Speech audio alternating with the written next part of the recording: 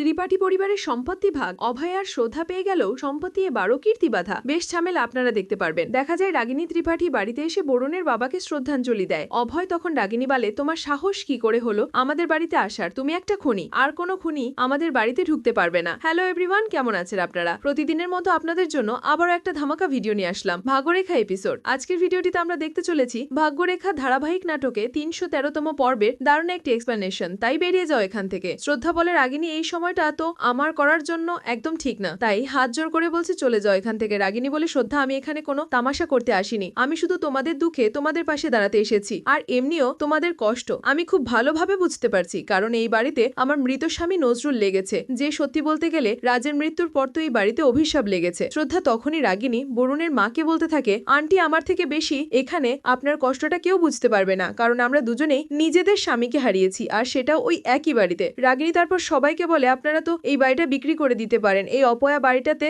আছিটা কি? এই বাড়িতে থেকে আপনারা কিছু করতে পারবেন না, শুধুমাত্র কষ্টই পাবেন। শ্রদ্ধা তখনই রেগে রাগিনীকে বলে, ফালতু কথা বলা বন্ধ করো। ভিডিওটি কেমন লেগেছে অবশ্যই কমেন্ট বক্সে জানাতে ভুলবেন না। রাগিনী আর বেরিয়ে যাও এখান থেকে। রাগিনী তখন শ্রদ্ধাকে হুমকি দিয়ে বলে, শ্রদ্ধা তোমার নিজের ভাগ্য তোমার সাথে নেই, আর তোমার এত বড় সাহস, তুমি এখানে দাঁড়িয়ে আমাকে হুমকি দিচ্ছ? শ্রদ্ধা তখন বলে, ভগবানকে ধন্যবাদ জানানোর আগে নিজেই সময়, তোমার ভাগ্য তোমার সাথে আছে, নয়তো তোমাকে এমন ভাবে ধাক্কা মেরে আমি বাড়ি থেকে বের করতাম যে সারা জীবন তুমি মনে রাখতে। আর রাগিনী তুমিও যদি অসম্মানিত না হতে চাও তাহলে এখান থেকে চুপচাপ চলে যাও। শ্রদ্ধা চিৎকার করে বলে, বেরিয়ে যাও এখান থেকে রাগিনী। রাগিনী শ্রদ্ধার কথায় ওখান থেকে চুপচাপ চলে যায়। পরের সিনে দেখা যায় ত্রিপাঠী বাড়ির সকলে শ্মশানে এসেছে বরুণের বাবার সৎকার করার জন্য। বরুণের বাবার অন্তিম সংস্কারের কাজ করছিল, তারপর বরুণের বাবার মুখে আগুন দিতে, কিন্তু বরুণের তো হাত কাঁপছিল। তখনই বরুণের হাত শক্ত করে ধরে অভয়, আর ওরা দুজন মিলে বরুণের বাবার মুখে আগুন দেয়। ত্রিপাঠী পরিবারের সবাই তো শোকাহত। এরপর দেখা যায় শ্রদ্ধা বাড়ির সবার জন্য খাবার বানাচ্ছিল। শ্রদ্ধার অনেক কাজ ছিল। শ্রদ্ধার বরুণের বাবার কথাগুলো মনে পড়তো। শ্রদ্ধার মনে পড়ে বরুণের বাবা বলেছিল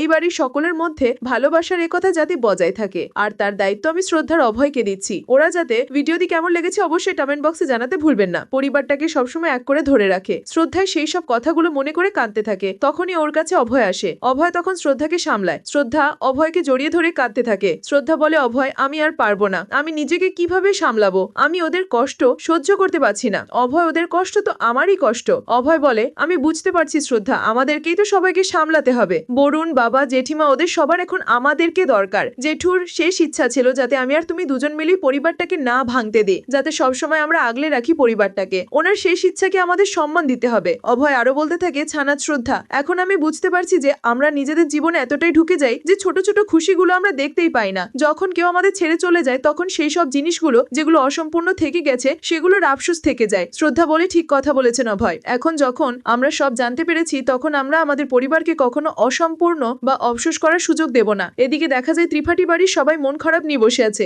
সবার মনে একটাই কষ্ট, আপনজনকে হারিয়ে ফেলার। দেখা যায় তখনই শ্রদ্ধাকে বলে, আমরা এভাবে সবাইকে উদাস থাকতে দিতে পারি না। শ্রদ্ধা তোমার মনে আছে তো জেঠু কি বলেছিল, আমরা সবাই একসাথে খাবার খাবো? তখনই শ্রদ্ধা বরুণের মা আর কীর্তিকে বলে খাওয়ার জন্য। কীর্তি বলে, দিদি আমার খাওয়ার একদম ইচ্ছে নেই। শ্রদ্ধা বলে, কীর্তি ইচ্ছে না হলে হবে না তো, খেতে হবে এই শ্রদ্ধা। তারপর বাচ্চাদের বলে, বাচ্চারা তোমরা সবাইকে খাবার খেতে নিয়ে আসো, আর তোমরাও আসো খেতে। তারপর বাচ্চারা সবাইকে খাবার টেবিলে নিয়ে আসে। তারপর অভয়ের বাবা দই বড়া দেখে বলে, এটা তো আর পছন্দের দই বড়া। ঋতুবেশী তখনই বলে, বাকি বিহারের ওখান থেকে নিয়ে এসেছো তাই না তোমরা? দাদা ওখানকার দই বড়া খেতে খুব পছন্দ করতো। বরুণ বলে, বাবা সব সময় বলতো বাবা কলেজের দিনগুলোতে কিভাবে লুকিয়ে লুকিয়ে দই বড়া খেতে যেত, কারণ অন্য কোনো জায়গার খাবার বাবার পছন্দ হতো না। অভয়ের বাবা বলে, শুধু তো ঠাকুমার হাতের খাবারও পছন্দ করতো, সেজন্যই প্রত্যেক উৎসবে দাদা আমাকে বানানোর জন্য বলতো। অভয়ের মা তখন বলে, সেই জন্য মা আমাকে আর নয়না বৌদিকে এই রেসিপিটা শিখিয়েছিলেন যাতে আমরা দাদাকে বানিয়ে খাওয়াতে পারি। শ্রদ্ধা বরুণের মাকে খাবার খাওয়াতে যাচ্ছিল, কিন্তু বরুণের মা খেতে চায় না। তবে শ্রদ্ধার ভিডিওটি কেমন লেগেছে অবশ্যই কমেন্ট বক্সে জানাতে ভুলবেন না। জোরাজুরিতে অবশেষে বরুণের মা খেয়ে নেয়।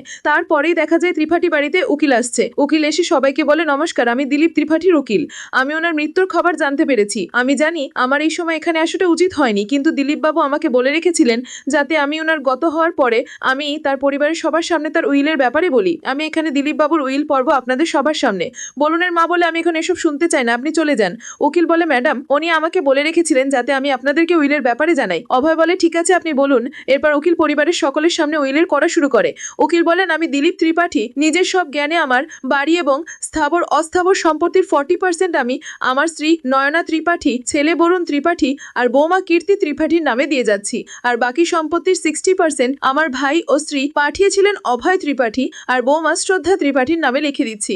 এই কথা শুনে সকলে চমকে ওঠে। উকিল বলে আমি উইলের কপি পাঠিয়ে দেবো আপনাদেরকে, এখন বরং আমি আসছি। উকিল চলে গেলে ঋতু বেশি বলতে থাকে, আমার দাদা এরকমই ছিল। আমার দাদা শেষ পর্যন্ত সকলের ব্যাপারে ভেবেছে। অভয়া, শ্রদ্ধা, এটা অনেক বড় দায়িত্ব। দাদা তোমাদের ঘরে নিজের সব দায়িত্ব দিয়েছে, তাহলে ভাবো দাদা তোমাদেরকে কতটা বিশ্বাস করেছে। বাড়ির সব দায়িত্ব সবকিছু তোমাদের দিয়ে চলে গেছে। কি বলুন, আমি ঠিক বলছি না? বরুণ বলে হ্যাঁ ঠিক বলেছো পিসিমা। তখনই ঋতু বেশি সবাইকে বলে, চলো এবার তোমরা সবাই খেয়ে নাও, অনেক রাত হয়ে গেছে। এরপর পরিবারের সকলে একসাথে খাবার খেতে বসে। তখন অভয়ের বাবা মনে মনে বলতে থাকে, আমার দাদা অনেক বুদ্ধিমান ছিল, কিন্তু নিজের সম্পত্তি ভাগ করাতে ভুল করে ফেললো। দাদার সম্পত্তিতে একমাত্র দাতার পরিবারের অধিকার আছে, নয়না বৌদি আর বরুণের অধিকার রয়েছে, আমাদের নয়। আর এদিকে অভয় মনে মনে বলেছিল, আমাদের অধিকার শুধুমাত্র জেঠু তোমার আশীর্বাদের উপরে ছিল, আমাদের জন্য তোমার আশীর্বাদ তাই যথেষ্ট পরিবারের দায়িত্ব পালনের জন্য। শ্রদ্ধা, আমি সবসময় ভাইয়ের পাশে থাকবো। আর শ্রদ্ধা মনে মনে বলেছিল, বাড়ির সকলে একসাথে বসে খাবার তো খাচ্ছে, কিন্তু জানি না মনের মধ্যে হঠাৎ করে এরকম ঝড় কেন উঠলো আমার, সেই মাথার কানি আমার মনে এত ঘাবড়াচ্ছে কেন, আমাদের বাড়ির সুখ শান্তিতে যেন কারো নজর না লাগে। এদিকে দেখা যায় কীর্তির মাথায় শুধু সম্পত্তির কথাই ঘটছিল। কীর্তির মনে হচ্ছিল শ্রদ্ধার থেকে বেশি সম্পত্তি নিয়ে নিয়েছে, কিন্তু তখনই কাশতে শুরু করে শ্রদ্ধা। কীর্তি জল দিলে শ্রদ্ধার থেকে জল নেয় না। কীর্তি বলে, দিদি আমি নিজে থেকে জল নিয়ে নেবো, তোমাকে দিতে হবে না। তখনই কিয়ারা বলে, আমি আছি তো, কীর্তিকে আমি জল দেবো।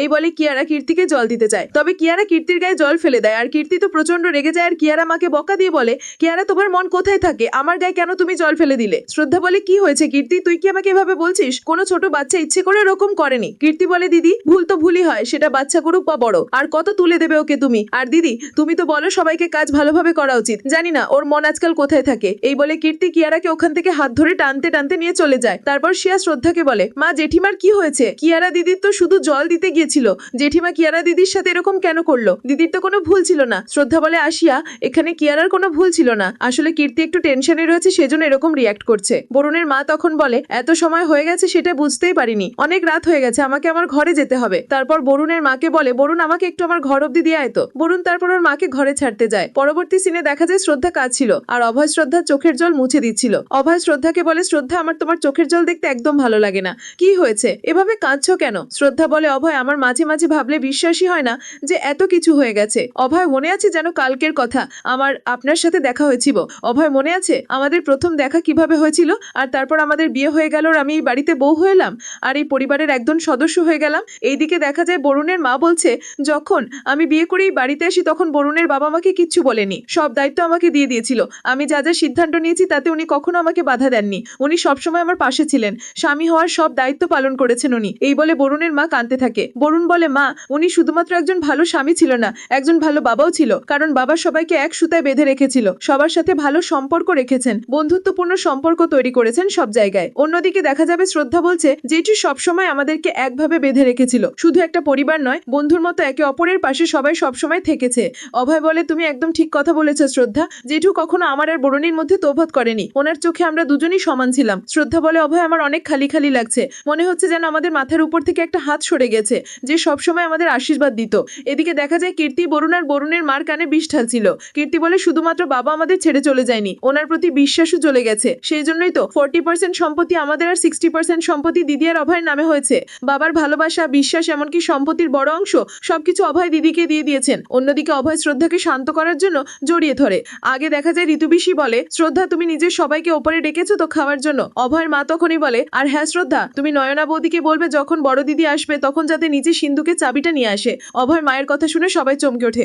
অভয় বলে, আরে তোমরা আমাকে এভাবে দেখছো কেন? দাদা অভয় আর শ্রদ্ধাকে গোটা বাড়ির দায়িত্ব দিয়েছে, তাই দায়িত্ব কাঁধে তোলার শুরুটা সিন্ধুকে চাবি নেওয়া থেকেই হোক। এরপর দেখা যায় কীর্তি শ্রদ্ধাকে বলছে, আমি জানি বাবা আমাদের ছেড়ে চলে গেছেন, কিন্তু ওনার ছেলে বৌমা আর ওনার স্ত্রী এখনো রয়েছেন, তাই সব সম্পত্তির বড় অংশ অভয়ের দিদি কেন পাবে?